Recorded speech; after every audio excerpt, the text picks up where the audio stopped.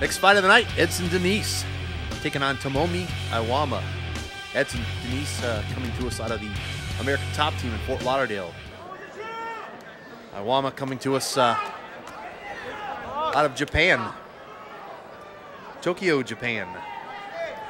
This fight is at 155 pounds. Tomomi Iwama. Say that 5 times fast, Dean. Iwama. I can't say it once, really. But I know one thing. This guy can fight. He beat the Japanese legend Noboru Asahi, Jason Maxwell. This guy, he's definitely a game fighter coming all the way from Japan. Well, we know one Really thing about relaxed. Edson Diniz, and that's that he's game as well. So, 2 game guys. It should be on. Now, Tomomi Iwama. Wasn't that the lead guitarist for Black Sabbath? Or was that was Tony Iwama? That's it. Nice Close takedown enough. by Edson Diniz.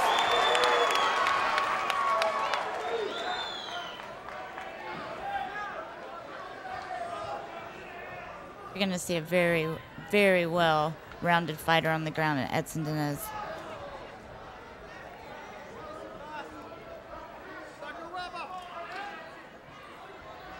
Now, Iwama, he's sporting all the tattoos. That's kind of uncommon for a Japanese, to see a Japanese guy sport a lot of tattoos like that. And Edson Diniz is tattooing him at the moment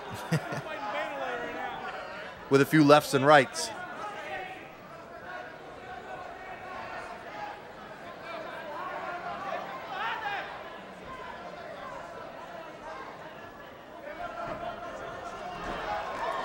Whoa. Iwama with a little up kick that connects on Diniz. But that didn't slow him down one bit. He kept going forward. He got kicked and just kept going forward.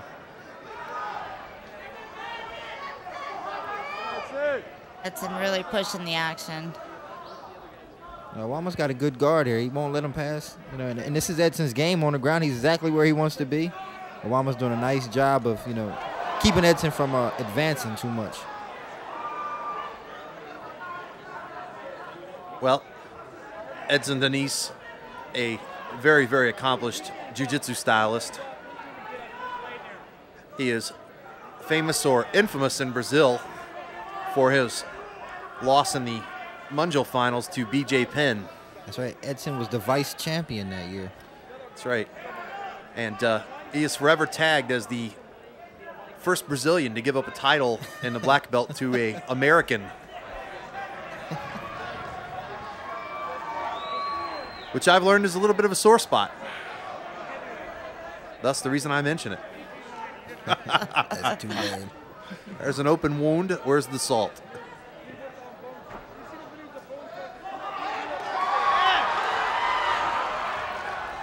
Diniz looks crisp.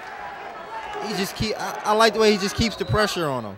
That's a definitely experienced fighter right there. He's never letting this guy move. I mean, the guy's doing a good job of not letting Edson advance, but he's still keeping the pressure on him regardless. I'm impressed with Iwama's guard. Diniz usually passes pretty quickly.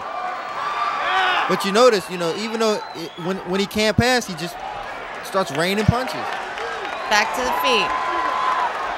Nice Nice knee connected to the head of Iwama.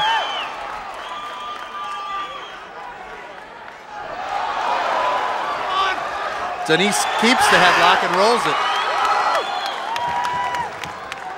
That was an interesting little flurry. Buy it. Troy Waugh's got his work cut out for him tonight. He's going to be repositioning these two all night.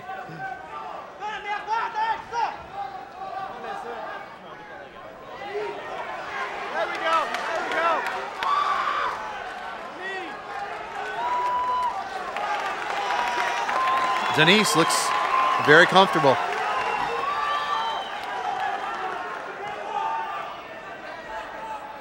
I just love to watch Diniz fight. He's so intense, and he always keeps the pressure on his opponents. Iwama with his mouth open. And willingly goes to guard. I guess he knew that, he couldn't stop the takedown, so he figured he just jumped there anyway. Why not?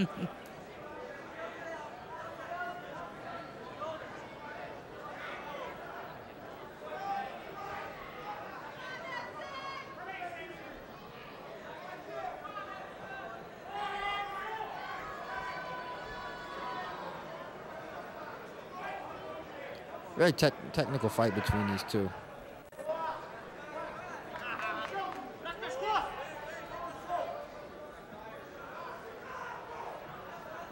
Diniz having a tough time passing Awama's guard here. Yeah, I'll say. He hasn't gotten around one time this whole round. Awama's no joke, definitely. Good round. First round comes to an end. Who'd you give that round to, Dean? I'm going to give that round to Diniz. You know, he just kept the heat on him the whole time, and you know, didn't give him a chance to breathe. You know, Awama did a good job of defending, but I mean, you can't really get points for defending. You know, you got to get points for initiating. Shelby, what do you think? Edson, definitely.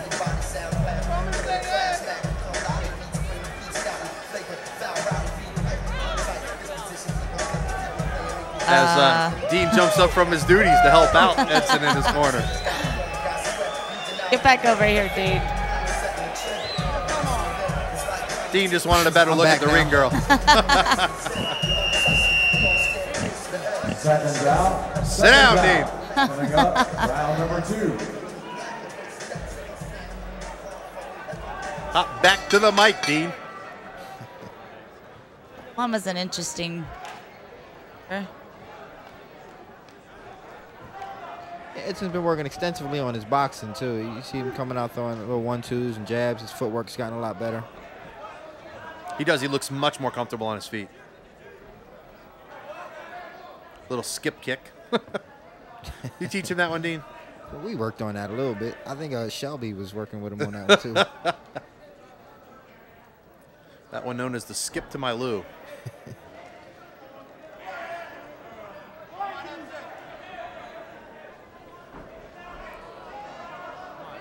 Edson with a front kick. A knee and a double leg. The takedown.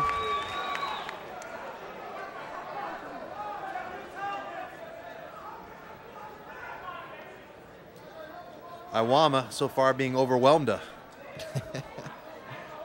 Your wordplay today is incredible, Wade. Well, thank you very much. I'm digging it.